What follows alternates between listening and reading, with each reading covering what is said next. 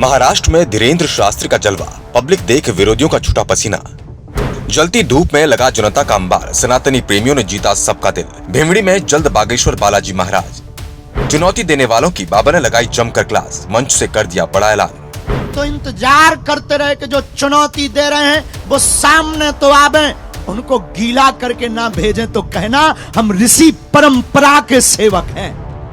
बाबा की चेतावनी, विरोधियों से लगवाएंगे झाड़ू, टकले पर फहरेगा भगवा झंडा। उनके घर में उन्होंने कहा था कि वो आएंगे नहीं, आएंगे तो देखा जाएगा। हम तो कल इंतजार करते रहे तो कोई बिना बाल वाला टकला तो दिख जावे। आखिरकार बाबा की क्या है मंशा, कैसे पूरा होगा हिंदू राष्ट्र का सपना? श्याम मानव की कैसे कर दी सरेआम बेइज्जती, देखिए पब्लिक दर्पण न्यूज की रिपोर्ट पे।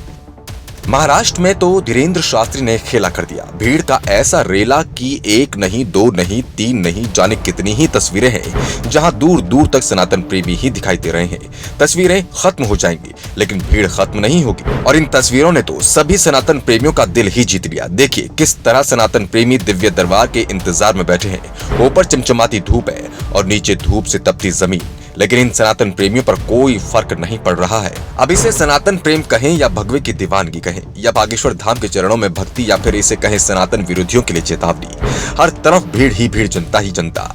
ऊपर से धूप से आसमान गर्म, नीचे जमीन गर्म, फिर भी इन भगवा के दीवानों के पैर नहीं डगमगाए। लोगों को पता था कि दरबार लगेगा, शाम 5 बजे लगेगा, लेकिन प्रेम, तपस्या और बागेश्वर सरकार से मिलने की ललक इन तस्वीरों में दिखती है। दीवानगी की हद ये है कि सुबह 10 बजे से मैदान में लोग इस चिलचिलाती धूप में बागेश्वर धाम सरकार के आने का बेसब्री से इंतजार कर रहे थे।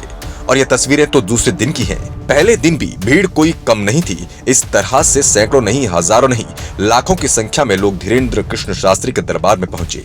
और यही वजह है कि भिमड़ी, जो मुंबई से थोड़ी दूर पर है, वहां जल्द बागेश्वर बालाजी मंदिर बनने जा रहा है, जिसका भूमि पूजन भी हुआ है। साथ ही धीरेन्द्र शास्त्री महाराष्ट्र में सनातन विरोधियों पर जमकर बरसे। बाबा ने चेतावनी देते हुए जो शब्द बोले, उनसे सनातन विरोधियों की हालत खराब हो गई।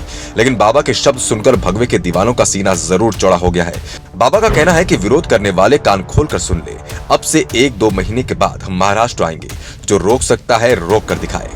तो वहीं बाबा ने कट्टर विरोधी श्याम मानव के बारे में बोलते हुए कहा, हमें चुनौती देने वाले कहां गए जो हमसे कहते थे कि महाराष्ट्र में आकर दिखाएं। हम तो महाराष्ट्र में आ गए, लेकिन वो नजर नहीं आए। कोई भी बिना बालों वाला टकला हमें दिखाई नहीं दिया। अगर आपको दिखाई दिया हो तो बताएं।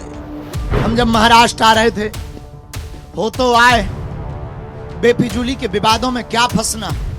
हमने कहा अगर नहीं जाएंगे तो विरोधी जीत जाएंगे। घर में उन्होंने कहा था कि वो आएंगे नहीं, आएंगे तो देखा जाएगा। हम तो कल इंतजार करते रहे तो कोई बिना बाल वाला टकला तो दिख जावे। तो चुनौती दे रहे हैं वो सामने तो आवे, उनको गीला करके ना भेजें तो कहना हम ऋषि परंपरा के सेवक हैं।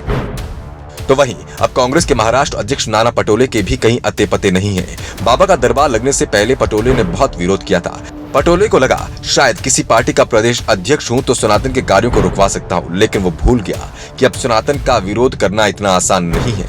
इसके विरोधियों को भी अच्छे से क्लास लगाते हुए कहा, तो चुनौती दे रहे हैं वो सामने तो आवे, उनको गीला करके ना भेजें तो कहना हम ऋषि परंपरा के सेवक हैं।